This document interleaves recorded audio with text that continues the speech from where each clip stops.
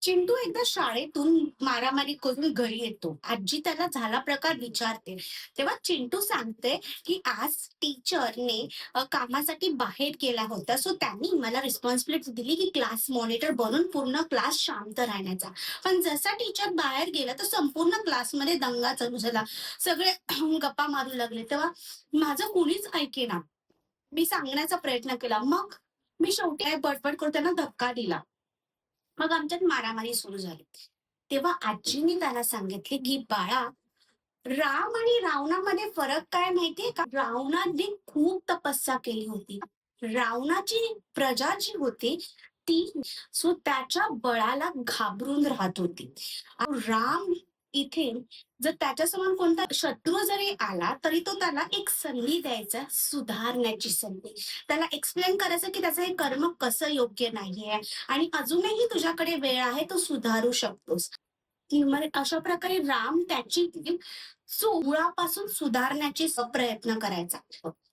शत्रूसाठी म्हणा किंवा त्याच्या प्रजेसाठी देखील तो हेच करायचा.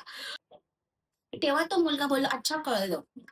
दुसऱ्या दिवशी तो टीचरची माफी मागितली. सांगितलं, की "मी माझी रिस्पॉन्सिबिलिटी नीट पाडेन." आजही टीचरला काम होतं. आज पुन्हा त्याने माफी मागितली आणि त्याला मॉनिटर बनवलं. जसं टीचर बाहेर गेली तसं वर्गात दंगा सुरू झाला. तेव्हा या मुलाने सांगितलं, "फक्त 1 मिनिट माझं ऐकून घ्या." तेव्हा त्याने सांगितलं, की टीचरने आपल्याला शिकवलंय प्रामाणिकपणा आणि खरेपणा. जर टीचरने सांगितलं शांत बसा आणि आपण शांत नाही बसलो, तर आपण प्रामाणिकपणा आणि खरेपणा फॉलो नाही करत आहे, आपण टीचरला फसवतो. प्रामाणिकपणा आणि खरेपणा फॉलो करायचं असेल, तर टीचरने जसं सांगितलं तसं टीचर गेल्यावरही आपल्याला शांत बसणं हे आपलं कर्तव्य आहे. हे जसं बोललं तसं संपूर्ण क्लासमध्ये शांतता पसरली आणि सगळे टीचर परत येईपर्यंत शांत राहिले. सो टीचरने आणि आजीने विचारलं, की कसं काय केलंस?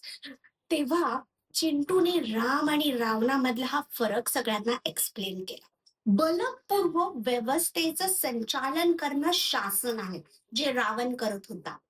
आणि आत्मशक्तीने व्यवस्थित राहण्याची कला म्हणजेच अनुशासन होय, जे राम करत होता. Thank you.